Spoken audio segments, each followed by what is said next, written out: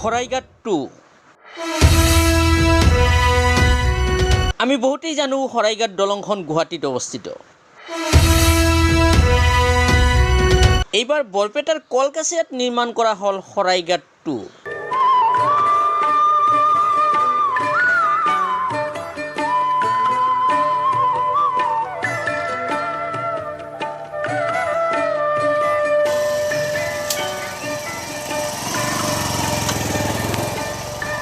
বৰপেটা কলকাছিয়াৰ ক্ষুদ্ৰকুচি গাঁৱৰ মহম্মদ কছিমুদ্দিন নামৰ এগৰাকী শিক্ষকে নিজ ঘৰতে নিৰ্মাণ কৰিলে এই বিশেষ দলংখন।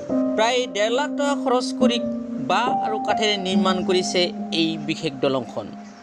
দলংখনত আছে দুটাকৈ মহল, যাৰ দৈৰ্ঘ্য হৈছে 70 ফুট।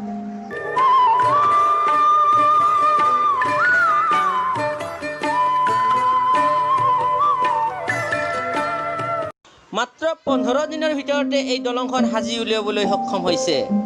মুস্তাফিজুৰ নামৰ এগৰাকী কাঠ মিস্ত্ৰীয়ে নিজ প্ৰচেষ্টাৰে সাজি উলিয়াইছে এই দলংখন। এই দলংখনৰ ওপৰৰ লগতে তলৰ যিখন খোলাপ আছে এই তলৰ খোলাপতে আমি অহা যোৱা কৰিব পাৰি। এই দলংখনে প্ৰাকৃতিক সৌন্দৰ্য বৃদ্ধি কৰিবলৈ সক্ষম হৈছে। আসসালামু আলাইকুম। ওয়ালাইকুম আসসালাম।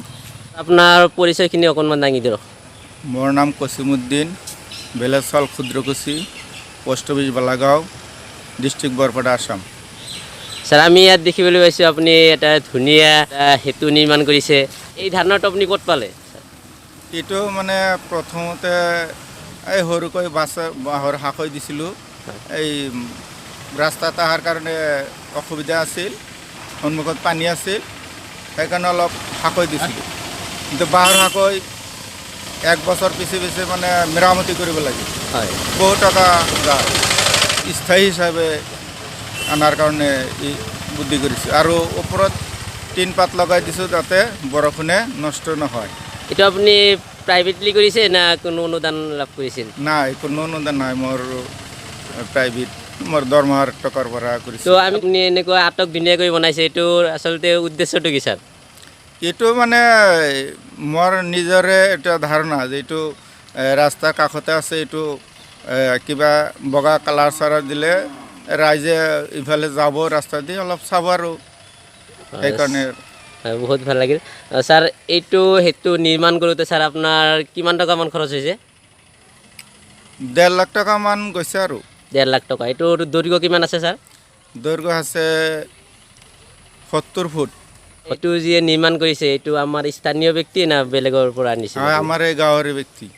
নিৰ্মাণ কৰা শ্ৰমিকজন মোৰ ওচৰতে আছে, তেখেতৰ মুখৰ পৰা জানিব বিচাৰিছোঁ। হয়। আসসালামু আলাইকুম। ওয়ালাইকুম সালাম। আচ্ছা ভাই, জানে আপোনাৰ নামটো অকণমান কৈ দিয়ক। মুস্তাফিজুৰ আমাৰ নাম। সেইটোতো আপুনি নিৰ্মাণ কৰিছে? মই কৰিছোঁ। এইটো কিমান দিন সময় লাগিল আপোনাৰ? মোটামুটি 15-20 দিনমান লাগিছে। 15-20 দিনমান লাগিছে। তো এই কামটো যে আপুনি নিজে কৰিলে, এইটো আপুনি আইডিয়াটো ক'ত পাইছিল? এইটো মোৰ নিজৰ না? নিজৰ। আপুনি আগতে এনে কি কামৰ লগত জড়িত? এনেই মিস্ত্ৰী কাম কৰোঁ। ছাৰৰ পৰামৰ্শতে বনাইছে না এইটো আপোনাৰ নিজা পৰামৰ্শ? নিজা পৰামৰ্শ। যিয়ে নহওক, ইয়াতকৈ আপুনি আৰু ভালকৈ বনাব পাৰিব? ভালকৈ বনাব পাৰিম। আৰু ভালকৈ বনাব নিশ্চয়। আপোনাৰ পাই আমি সুখী হৈছোঁ।